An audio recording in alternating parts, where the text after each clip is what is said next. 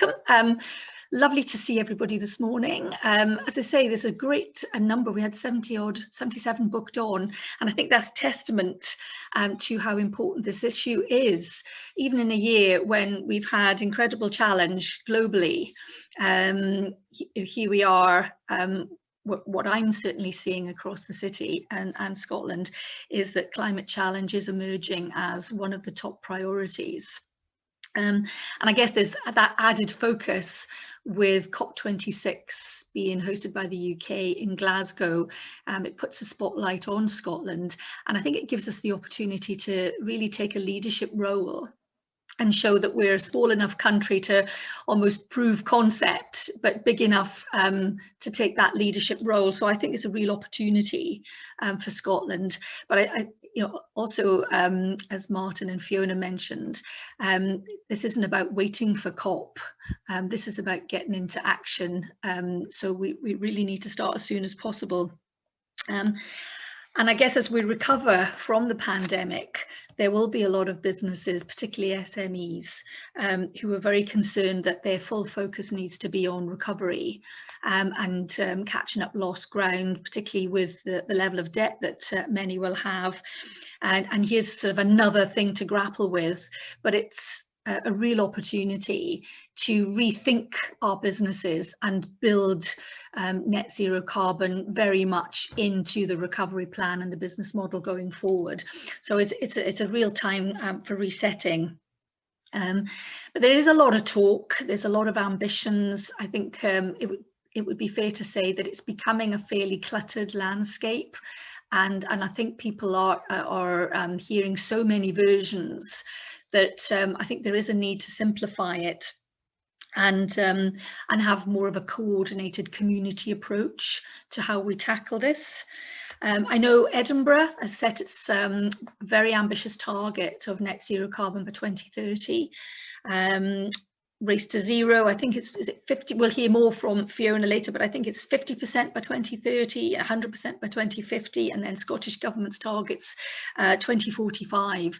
So as you see already, there's complexity being built in, and it feels like this is going to be costly and have a level of risk as well. So I think it's really important that we have that central point of coordination and that people see that there's a route map to how that they can get involved. It's really interesting. City of Edinburgh Council will be launching their sustainability strategy on the 4th of June.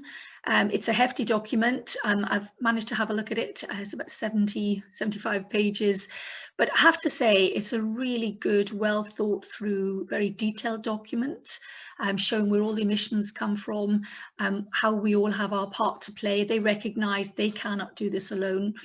We all have to do it together. But the pace needs to change as well. I think something like even just retrofitting buildings for energy efficiency needs to be done 50 times faster than it's being done today if we're going to achieve the net zero carbon by 2030. So I think there's a fair bit of work to do. I think there's also tensions to overcome. There are issues around reducing the carbon footprint of flying, and yet we are an international city that needs international connectivity. So I think that there's a lot of discussion to be had to take some of the tensions out and to make sure that we've got a sensible approach to this, so that we have an economy as well as achieving net zero carbon. So I'm delighted that we've got two fantastic speakers this morning. Martin Valenti, who is Head of Climate Enterprise at Scottish Enterprise, and Fiona Macklin, Race to Zero, a campaign coordinator at the United Nations Framework Convention for Climate Change. Gosh, I managed to get through that, Fiona. But we managed to catch up yesterday actually to have a bit of a chat. And I think we've got a really good discussion ahead of us. Martin, as always, as I expected, he's full of enthusiasm and energy, which is totally infectious. And Fiona's got that absolute calm determination. So as a double act, I think they're a great combination this morning. So looking forward to hearing from them. We did decide, though, rather than go through long, detailed presentations, it was more important to give more of an overview. I think Fiona's got a presentation that's going to last about 10 minutes. Martin's going to be the warm-up act, and he's going to sort of set the scene for us. But what's more important is to hear from you guys. Really want to feedback, how are you tackling this? What are the barriers that you're facing? What fears have you got? What's holding you back? What's best practice that we can share? And how do we support other businesses in our supply chain or in our ecosystem who are not quite there but need to start the journey? And how do we make it easy for people to get on board? So I'm going to hand over first to Martin to set the scene, and then we'll hear from Fiona. I will try and keep an eye on everybody's hands going up, but please come in, and if I don't have any hands up, I'm going to start picking on people. So please get some kind of comment or question ready, because I definitely will be picking on people. So thanks very much. I'm going to mute myself and hand over to Martin. Thank you very much, Liz, for that warm welcome, and welcome to you all today. It'd be great if we were in a room like the old days, so we could all sit and chat and then eyeball each other and encourage each other in this endeavour, because this isn't going to be easy. I suppose I want to get that out first, is that if it was easy, we wouldn't be in a state of climate emergency and the world would be ecologically balanced, but it's not. So it falls to COP26 to try and bring about this global or reaffirm global agreements that were made back in 2015. So 160 days to go. The world is going to convene in Glasgow, and they're going to look at Scotland, and they're going to look at you, and they're going to look at us. And what do they see? Do they see a nation of people fragmented on a viewpoint? Do they see a nation in combat with each other about who to blame for climate change? Because I see a lot of that, and it really does drive me nuts. Is that it's a typically Scottish thing, is that somebody should do something about that, and I will say, yeah, you should do something about that. And if you do, I'll help you. That is the collaboration that we need to solve this problem, to breach this void of combat over collaboration. So I was asked to do this, and first thing I would say is I never give presentations. It's a proposition. I'm here to propose how we tackle climate change. And looking at the different names and the different sectors where you come from, we're already on a flying start here, because this requires everyone to get involved in it like never before. I've worked in public, private and third sector and charities. I've run my own business. I am very old, as you can tell. So I've been around and I've seen everyone in every sector I work in firmly believes it's some other sector's fault for climate change. If only there was better regulations, well, if only governments set clearer policy, well, if only businesses would get involved in CSR and ESG and any other nomenclature you can think of, well, if only the public would allow us to make big, bold decisions. Well, I'm sorry, but the time is over for this. COP26 is 160 days away, and we have to look completely together on this. Otherwise, the system that we're trying to change will remain. And people younger than us in 10 years' time will be grappling with an even bigger challenge, because by then we'll have passed the tipping point. So this isn't one of those scenarios where you say, and I've done it before, oh, well, let's just work and see what we can do and incrementally try and get to somewhere better.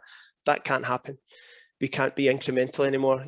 I'm sure the people of HMV and Blockbuster Video were still wondering what happened to their business when Spotify went flying by them with this new model.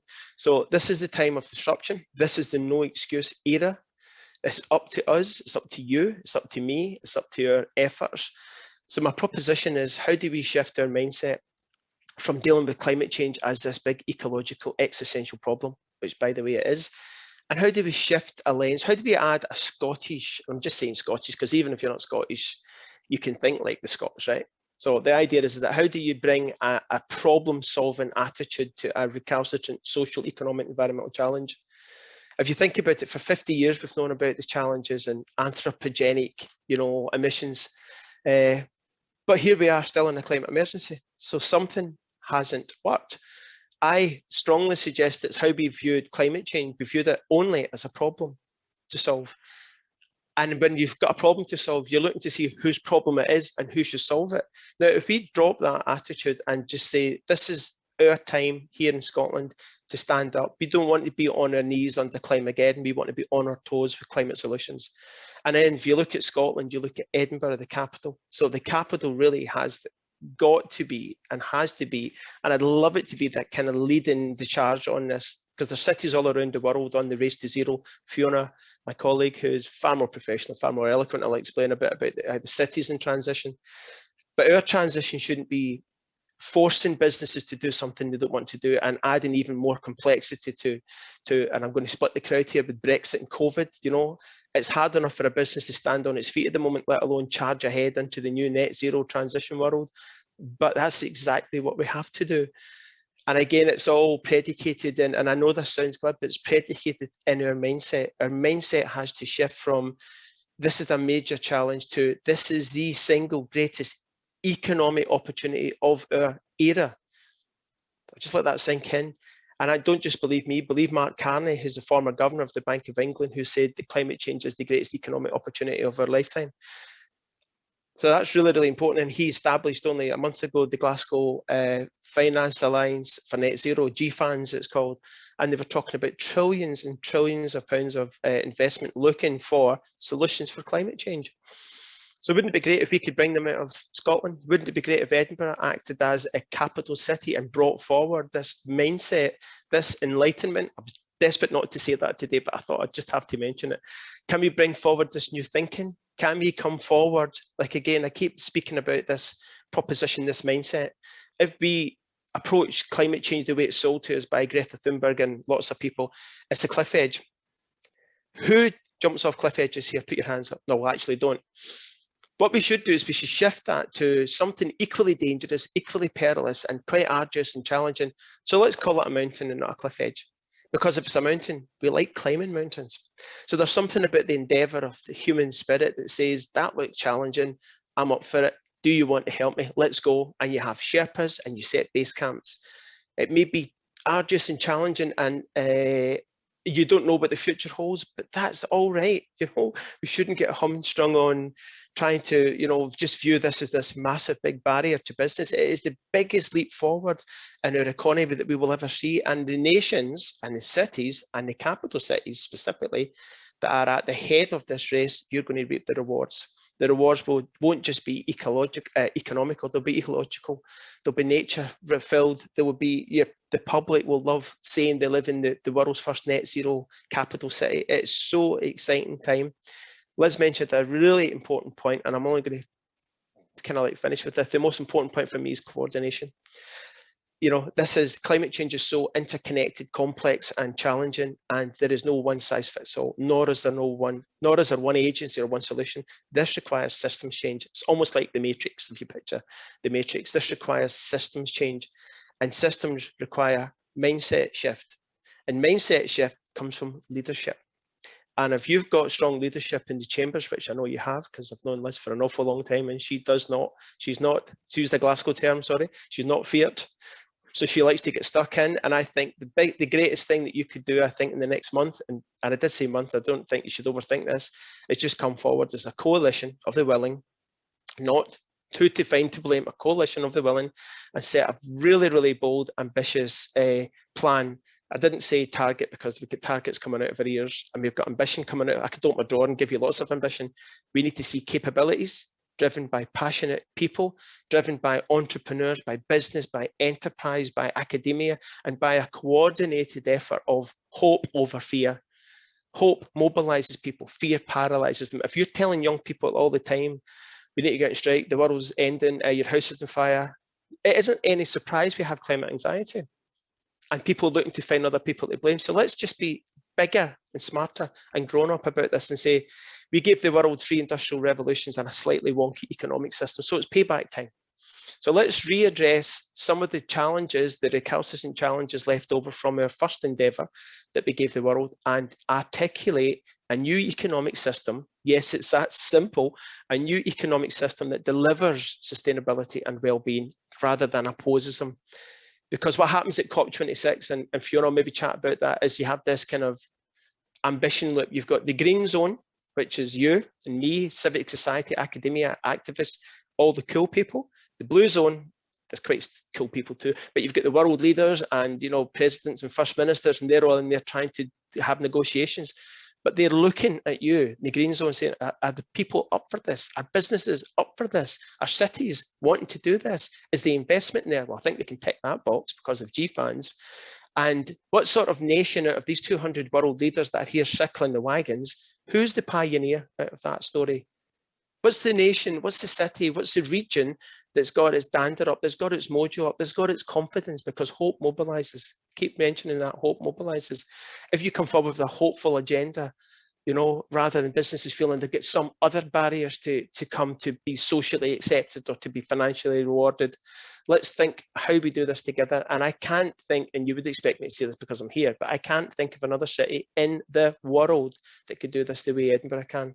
So it's up to you.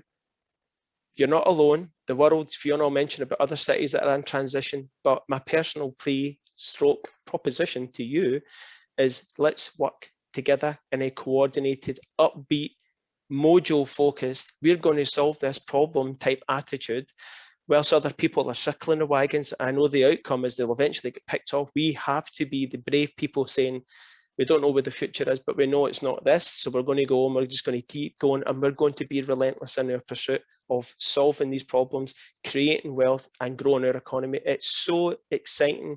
And the last thing I'll say, and this honestly is the last thing, is that the world is now seeing the consequences of climate change. We're now seeing it in our eyes. We used to hear it from Attenborough and read it in the history books from Rachel Carson and so on. We are now seeing it. We even see the Flow territory going on fire recently, and I met in Peatland. That just should never happen in a country like Scotland, ever. It's shameful on us for not being able to take care of nature the way it takes care of us. And by the way, it takes care of every need that we have. So let's work together, let's be coordinated, collaborative, and let's be fearless. Speaking about fearless, I'll maybe pass you back to Liz now, who will maybe introduce Fiona, who will talk far more sense than me. But this is the most exciting period of your lives. I just thought I'd leave that one hanging with you, because we get to change nature, we get to make history, and we get to save the planet. Thank you. Brilliant. Thank you very much, Martin. I did warn you all, didn't I? How enthusiastic and passionate he is, and fantastic warm-up act. I think he's got us all going this morning. And Martin and I go back years. We were working on the Scottish Low Carbon Investment Conference, and he's an absolute joy. So thank you very much for setting the scene and making us all completely aware of our role to play in this, Martin. Thank you. Over now to Fiona. Fiona, have you got your slides already? We've had a practice, so hopefully they should all work. And over to you. Thank you. I do. Thank you so much, Liz, and hi everyone. It's really fantastic to be here. What a start to kick us off this morning. And Martin, it's always very difficult going after you, trying to match your enthusiasm and optimism, but really fantastic to hear those words. And I think a great scene setter for what I'll hopefully walk you through briefly today. I want to talk a little bit, actually really building on Martin's sense of the importance of collaboration and the importance of optimism and working together. This is what underpins the campaign Race to Zero. For those of you who don't know, and it's wonderful to see some familiar faces, but to give a little bit of background to those who are not so aware of what this campaign is, it is launched by two high-level climate champions. So these climate champions actually had their role appointed and their mandate set out in COP26 in Paris, where it was very clear that national governments cannot fight this fight alone, and they need non-state actors, they need businesses, they need cities, they need regions, they need universities, they need all of the global economy to fight this fight together. And so the role of the climate champions was to bridge this gap between national governments and non-state actors. And each year, two are appointed, one from the outgoing COP presidency and one from the incoming COP presidency. So we're lucky enough this year to have Gonzalo Munoz from Chile from last year's presidency, and Nigel Topping this year from the UK's presidency. And they have come together and launched this flagship campaign called Race to Zero, which does exactly that. It's bridging the gap between national governments and non-state actors, bringing together non-state actors from across the global economy to work towards a decarbonised economy, get in line with a 1.5-degree trajectory, and importantly, activate this, what we're calling this ambition loop. So demonstrating to national governments that the economy is there beneath them, they have the infrastructure that they need to transition, and they have the ambition with them that is driving that change. The people are on board and they want to move fast. And so now national governments have no chance but to move fast with them. So Race to Zero is about mainly three things. It's about what's needed, what is the science dictating we need to do, and that's get in line with a 1.5 degree trajectory to limit the shocks of climate change that we're already seeing. But it's also about what's possible, it's excitement, it's the hope, it's what can we achieve together.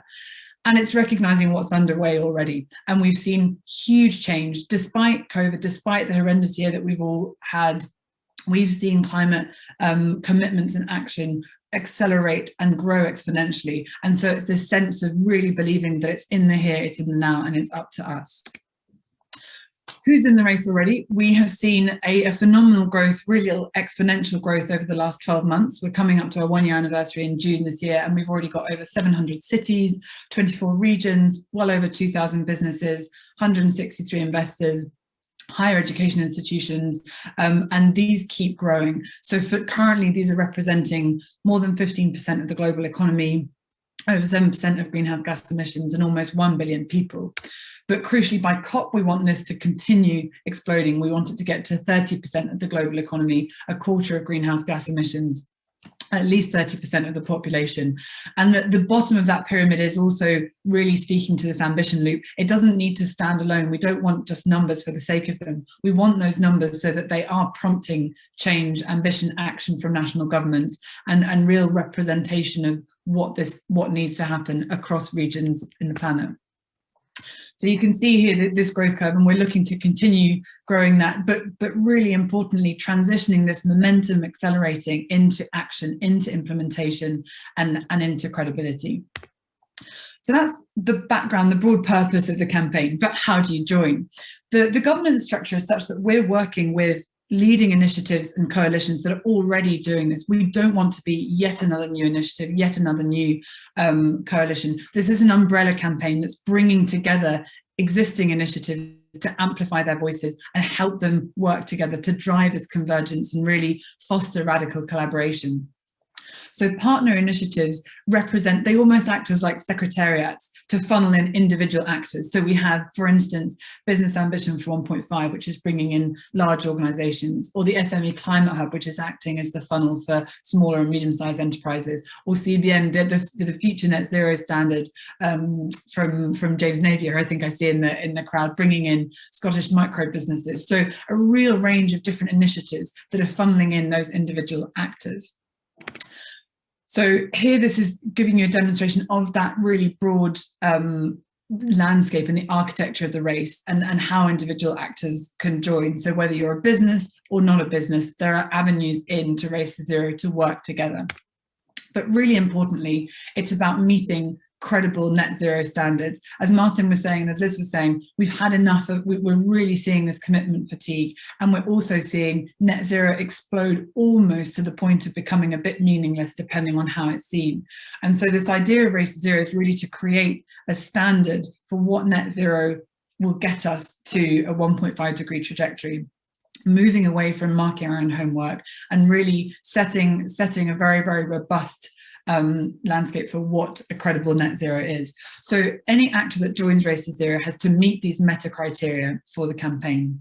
And that is to pledge at head of organisation level to achieve net zero as soon as possible. It's that race mentality, but by 2050 at the very latest. And within that, to set targets and set goals to contribute to the halving of emissions by 2030. Then within 12 months of joining, set out a really clear plan as to how that organisation is going to achieve those targets, and start taking action. We've had enough of kicking the can down the road. This is not about waiting until 2049. It's about acting now, and it's about acting together. And there's a final publishing requirement whereby we require all our members to publish annually so that we see that transparency, we see the progress being made, and we can provide support where necessary. Across all of those pledges, we need all our entities to cover all their scopes of emissions. So it's no longer just about covering your own scope 1 or 2. It's about being aware of the whole value chain, the whole supply chain of your work, and making sure that that is all covered in targets and the actions taken. And critically, it's not an offsetting campaign. Net zero scientifically does not mean offsetting. It's about reducing emissions to the extent absolutely feasible, and then where necessary, neutralising residual historical emissions through really permanent like-for-like removals. Underpinning all this, we want to make sure that our organisations are not just single-mindedly focused on the climate issue. It's about a just transition. It's about enabling equity and empowerment and ensuring that we're all in this together. So we require our organisations and our members to grapple with these leadership principles, whereby we really want them to start thinking about making sure that just addressing the climate issue will not create other issues down the road. So a more holistic approach to make sure that Race to Zero is the mitigation piece, but that is not letting go of the adaptation, of the resilience of that just transition. So before I finish, just want to give reiterate really what Martin was saying about why to join. This is about coming together as a community, demonstrating what we can do as a global economy, as a society, to commit to decarbonisation and get on that pathway that we need to achieve for future generations.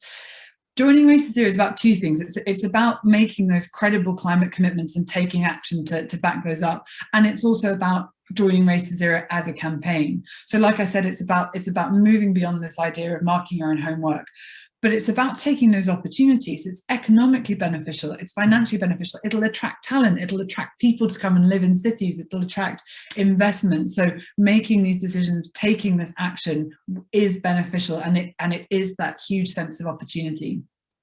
And joining Race to Zero is about joining an ecosystem of support. It's about joining different actors in society who can help really catalyze this change, snowball action, and together it's so clear that we're not going to win this race unless we work together. And Race to Zero is about driving that convergence, amplifying the voice of everyone together, and making sure that we're all supporting each other along this complex but important and absolutely crucial challenge. So with that, Liz, I'll hand back over to you, but thanks so much for listening.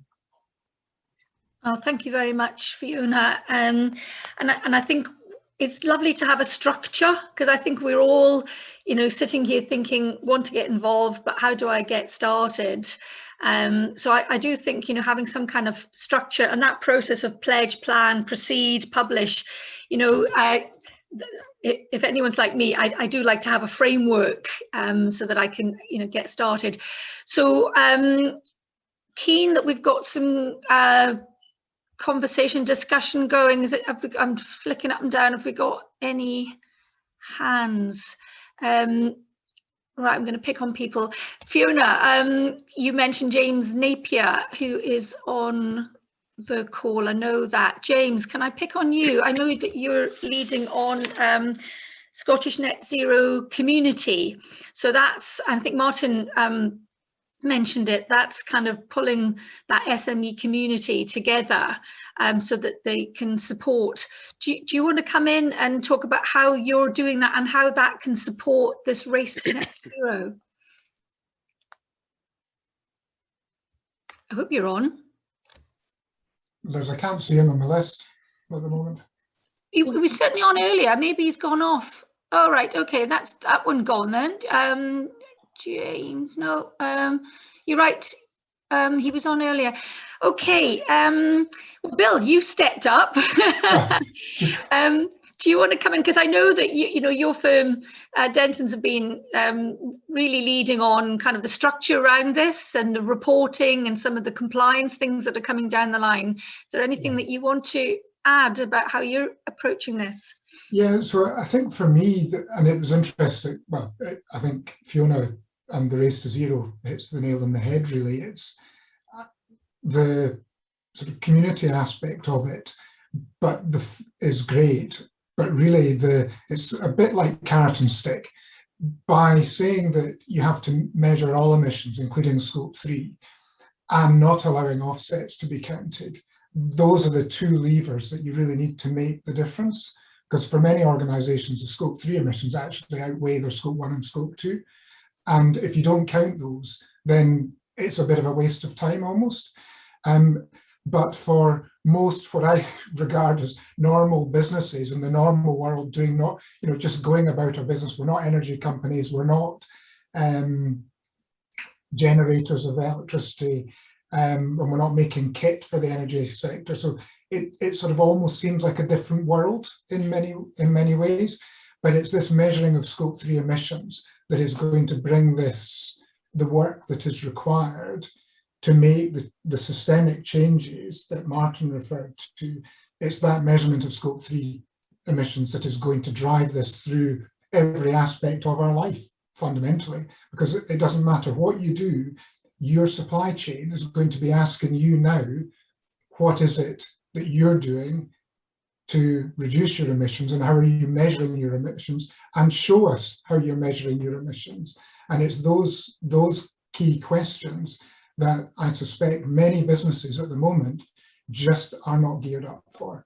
And that is going to be one of the biggest challenges for people, is actually realizing that it's on your doorstep now, and you have to start taking the steps now to implement the measures that you need to take to do the measurement. Sorry, far too many measurings in that sentence.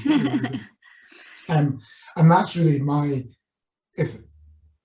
if one of the key things that we're trying to get across to our clients on a global basis is this measurement basis. And it goes much wider than just climate change. It takes you into, and I think it's a mistake to look at it solely in the realms of climate change. I think you look at it in the much broader ESG context. And again, it makes it easier for people to think about. It's not a one issue, climate change is a bit big and scary. It's a much more holistic view of it by bringing it into that ESG environment. And you can get a lot more buy-in from a much wider group of your stakeholders, whether that's employees, customers, suppliers, whatever. That's my tuppence worth. No, thank you, Bill. And I think it just shows, this is complex. And as Martin, as one of his kind of opening sentences was, this is not going to be easy. And I just, how do we make it easier? I think that's the challenge. And also there's a lot of tensions to be managed as well. We had a sort of a brief catch up earlier where we were talking about,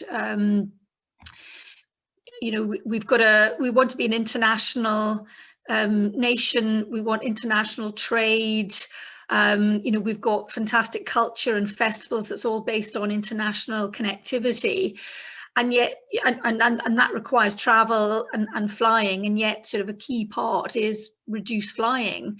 Our partners at one of our partners, Edinburgh Airport, they provide 28,000 jobs in the region. They're a major contributor to the economy.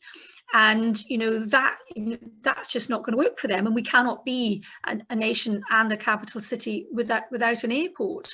So I don't know, there's a range of tensions that we're going to have to manage.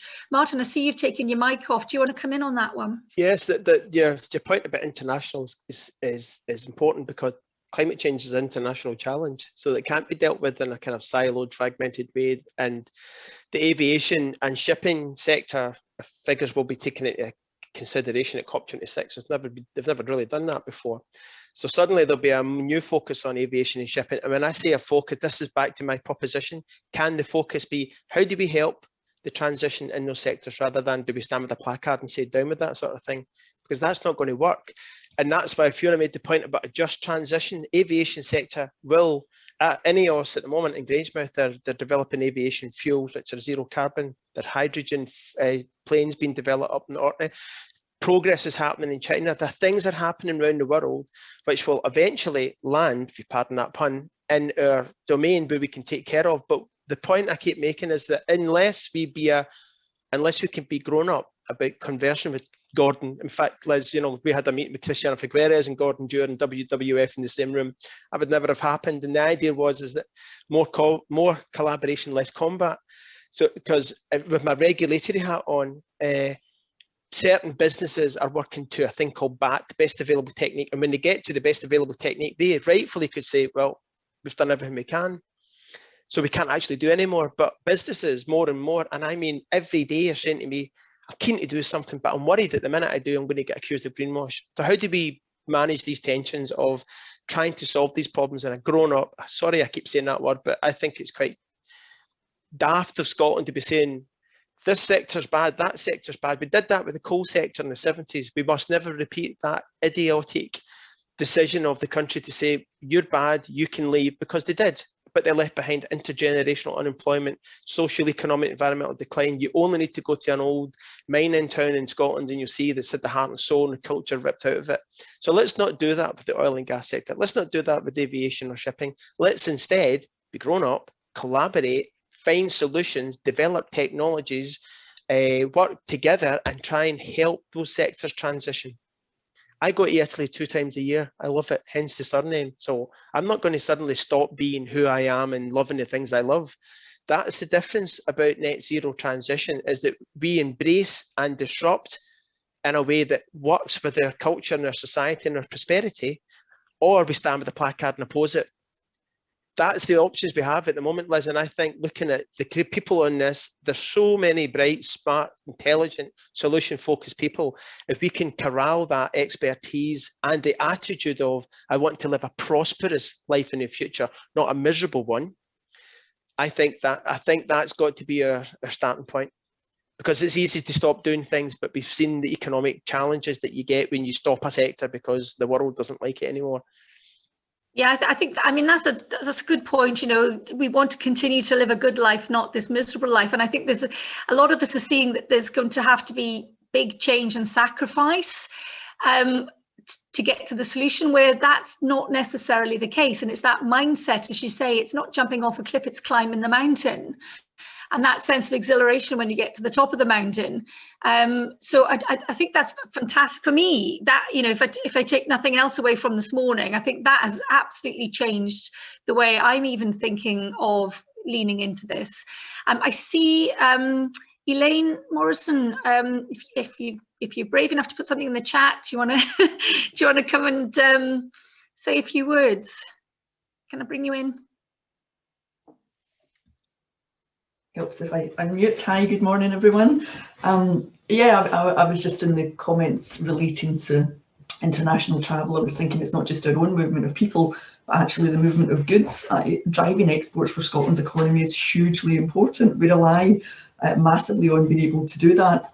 And I think it plays to Martin's comments. It's about the opportunity here. It's about the opportunity to do things differently, not to stop doing everything. Yes, there are bad practices that we absolutely should stop doing, where it's right and proper to do so, but it's thinking about different ways to come together to find new, better, more sustainable ways in which we can do that. And there's lots of organisations,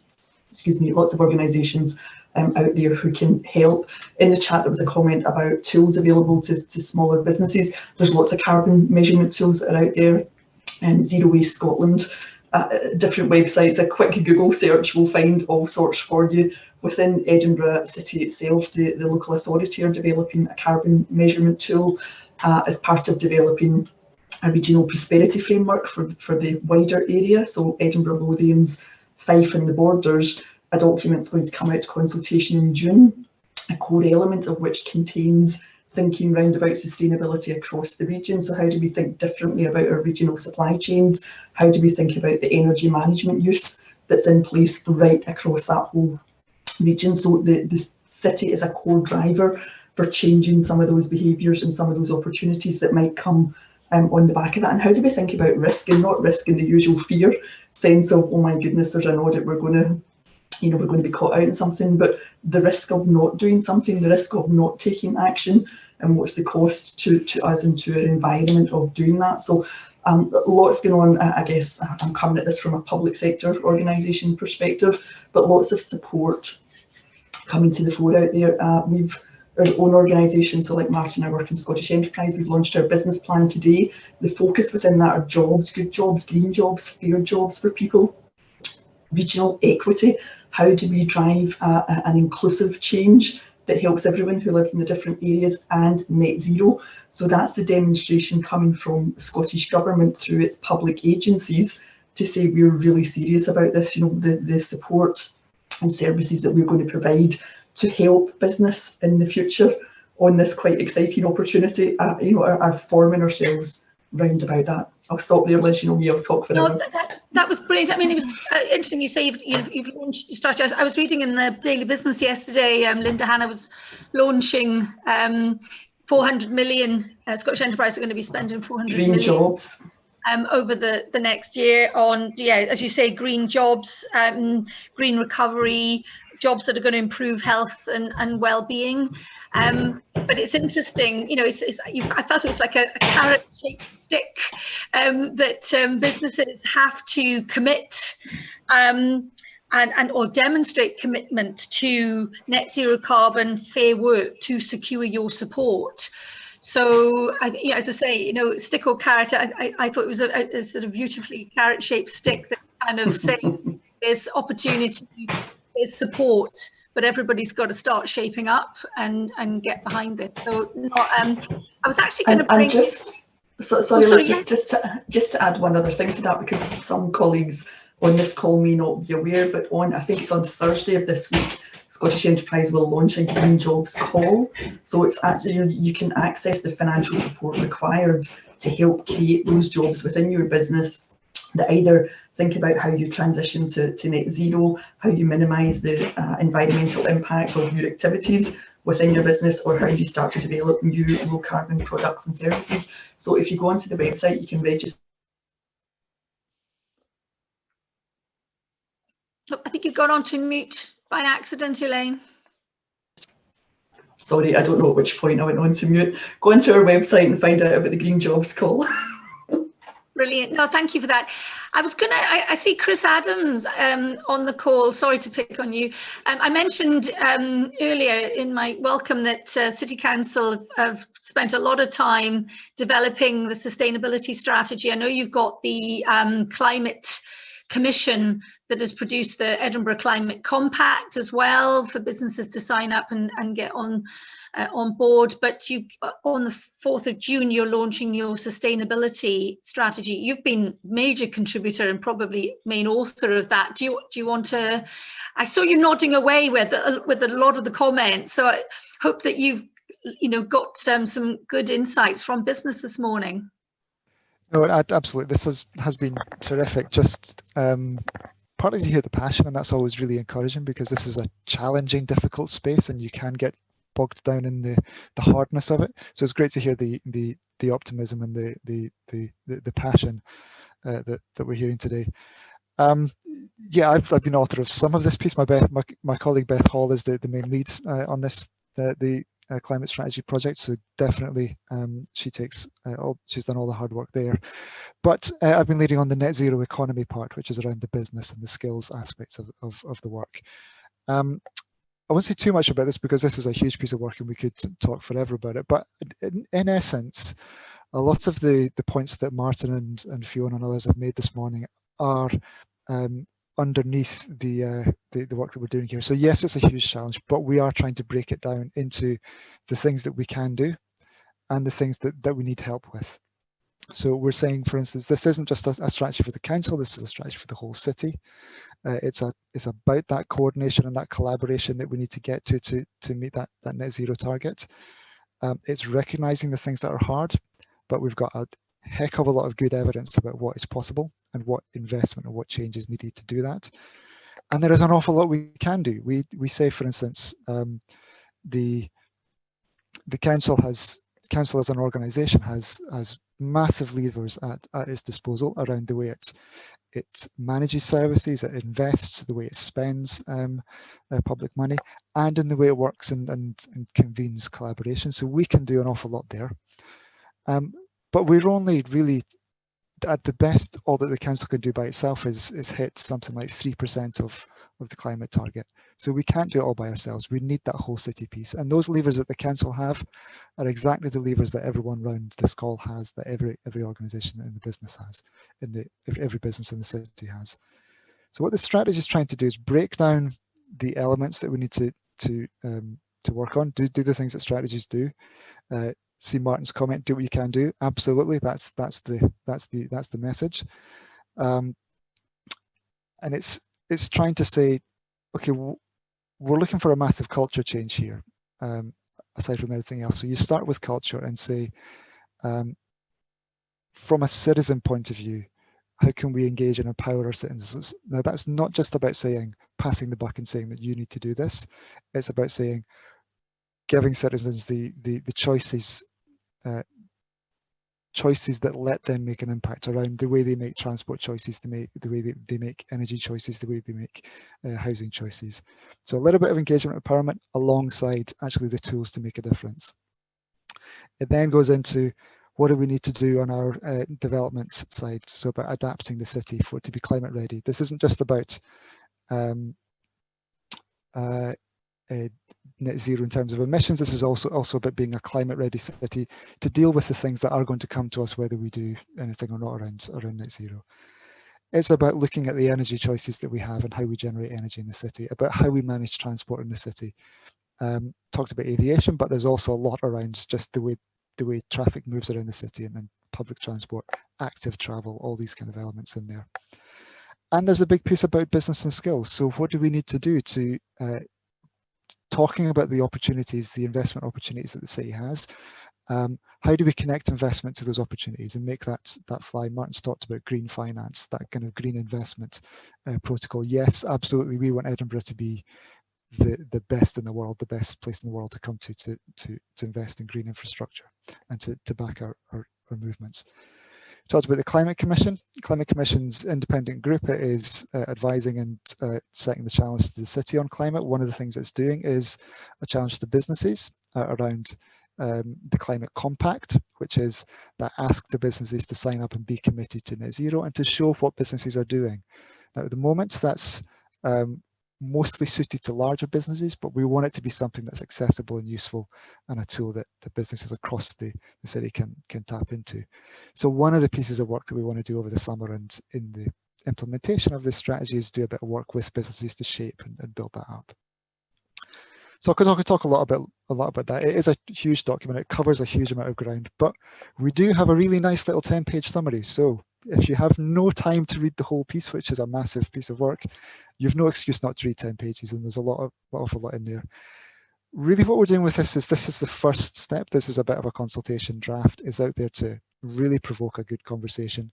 We're working with the Chamber and others to have really challenging conversations with businesses over the summer around this and others. So what I'd encourage you to do is to look out for those opportunities to feed in, to carry on telling us your ideas about how we can take this on, and look out for that strategy draft, which will be dropping, as Liz says, on the 3rd, 4th of June. The aim here is to do our consultation and engagement work over the summer, to take this draft, which I think is pretty good, into a place where it's fantastic, and have that launched just before COP26, so that Edinburgh is there at the forefront. Not only are we talking a good game, we're actually delivering as well. We've got a good plan, and that's where we wanted to get to, and I think this is the chance that we have. Thank you very much. That's useful. Happy to take any questions anytime. Yeah, no, thank you for that, Chris. That was a real bonus having you on this morning. Thank you. So, and good that we're connecting into what Fiona is talking about as well. As I say, there's lots of different approaches to this. And I think that pragmatic, let's make it as easy as possible is really, really important. Fiona, do you want to come in and add anything to that? Yeah, I mean, this is really fantastic to hear everyone's comments as well. A couple of thoughts that I wanted to add on what's been said is, I think it's also this idea of the moonshot approach. We know it's something that we know that 2050 is the latest date. We know that in order to not even guarantee, but get as close as possible to that 1.5 degree trajectory, we need to halve emissions by 2030. So it's this idea of of bringing that hope, bringing that ambition, and sort of stating that as a goal, and then knowing that together as humans we have a tremendous capacity to develop the knowledge, the technology, the requirements, and the collaboration that will get us there. And so I think it's really, really believing in the opportunities that come not just from that end goal, but actually in our path towards that. And it is made easier by collaboration. It's been really wonderful within the Race to Zero community to see how universities are engaging with the city partners, and together they are creating more calls to action, and the students are helping drive change in a city, and the city's then enabling that within universities. So I think this idea of breaking down the silos and really understanding what different actions can do to snowball change in other areas of society has been a real marker of that facilitating action and accelerating change. And I think that's something, it's fantastic to see such a varied group of people here as well that are really taking that on board. And I think the Edinburgh Chamber and cities generally, as well as an ecosystem where all of kind of different parts of society come together, all these, I suppose, sort of groups of society are so important to demonstrate how that radical collaboration can drive change. Thank you. And it's interesting, that word collaboration has just cropped up so much this morning. And I sorry to do this to you, Susan. I see Susan Deacon on the call. I know that you've been a big champion of collaboration in, not just climate challenge, but across every aspect of the economy. And I know you're chairing the Festivals Forum, so that the festivals are doing quite a lot of work in this area. Do you want to come in and say a few words? If I'd known you were going to call me, I would have brushed my hair. But anyway, thanks, Liz. It's been a fantastic session. I mean, I was just going to say there, I mean, as some of us get older, you realise that you look at things over a longer time frame. And I know there's quite a few of us in the call that, were involved in various ways, things like the Scottish Low Carbon Investment Conference, and which, Liz, I know you were instrumental in, along with Martin and others. And I just want to share this. I mean, I just think, I've just been sitting listening to everybody and thinking about how far we've travelled. Now, I know that the situation is critical and we've really got to up the game and up the pace, but on the collaboration piece, I mean, the idea back then that you would have had an emergent consensus now, really, on these issues was kind of a bit of a pipe dream. And so I think there's all to play for. And I think, when you asked me to put on my festivals hat for a second, I mean, the festivals, for example, over several years now, but we've tried to sort of, or they have tried to take it up a level in the recent period. Have really been thinking about how you are still big, bold and ambitious and international and so on, but doing it in a way that is sustainable and, which is everything from the practical on sustainable, thinking differently about travel and why people travel and how they do more if they travel and so on. But right through to also how you use the arts and culture and so on to win hearts and minds in the issue itself. So I just feel that lots of people are kind of coalescing around this space. And I have to say, I must be honest, Martin in his comments today, and I mean, well, I just find them particularly just thought-provoking and really, really important that we get our heads around, making a reality of moving away from combat to collaboration. That was music to my ears. And I suppose if I was just to tag on, if I may, Liz, a question, I think maybe just before we finish, it would be great to hear just a little bit more from Martin and Fiona about where they would look to as cities and capital cities in particular that are really moving, and I guess how they have really stepped up that collaborative effort. And I'm particularly keen also to hear about how they've made use of what Fiona referred to earlier as non-state actors to be, some of the champions for change and so on. So it's been a great session. Thank you. But yeah, it would be lovely just to hear a bit more from some of the, since we've got Martin and Fiona here, just to pick their brains a bit more.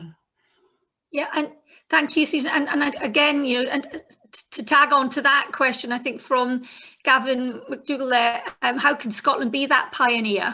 So can I bring either Martin first, then Fiona?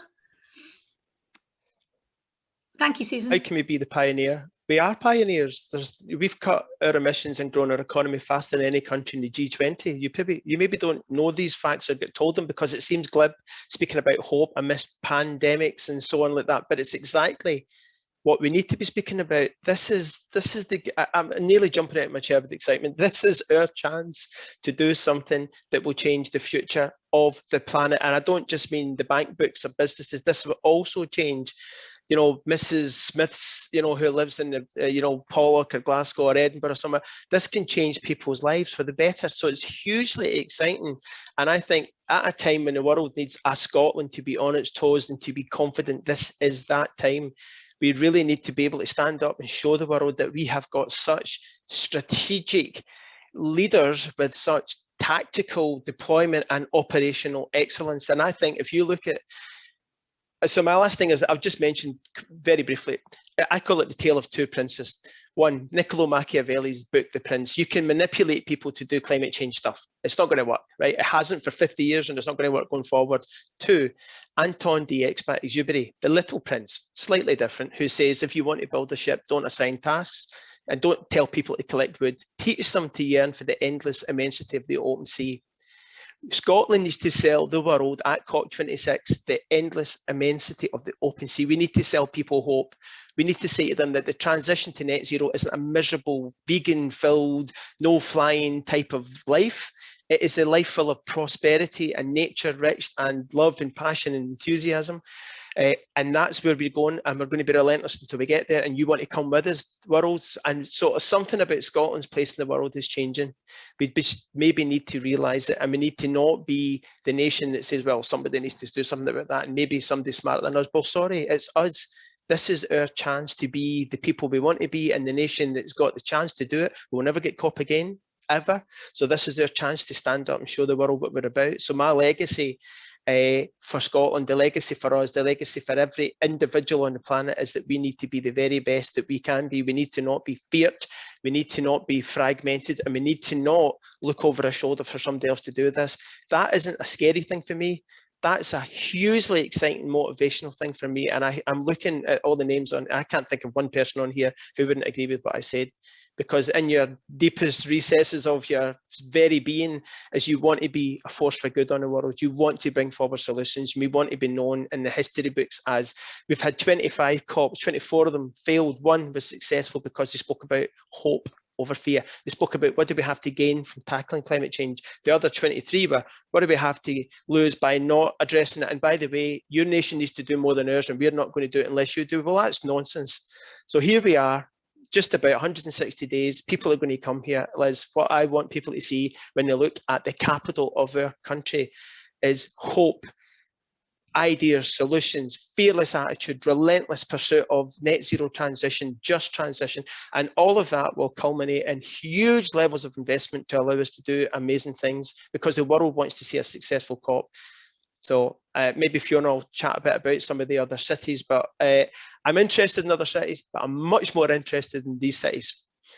I would just say that because I can influence what happens in these cities. And Liz, you've got an amazing opportunity to coalesce and work with all of these fantastic people here on this call to make sure that we do something quite seismic. My last message is, don't overthink it, because we do not have a lot of time. We really need to come forward with a big coordinated plan the next 30 days, I'd say, and then give us like 130 days to fine tune it and get things moving. What happens is a lot of people will wait until the last minute, and then it just looks opportunistic and clumsy. So let's be better than that, and I'm happy to help in whatever way I can.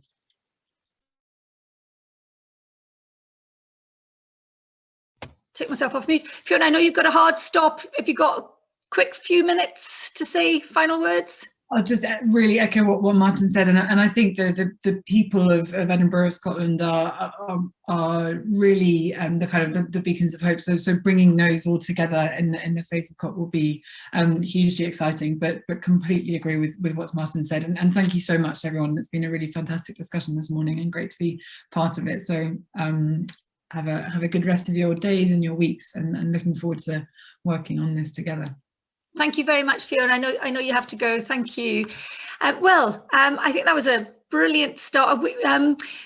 Chamber of Commerce has been asked by the City Council to lead on sort of coordinating the city's COP26 activity.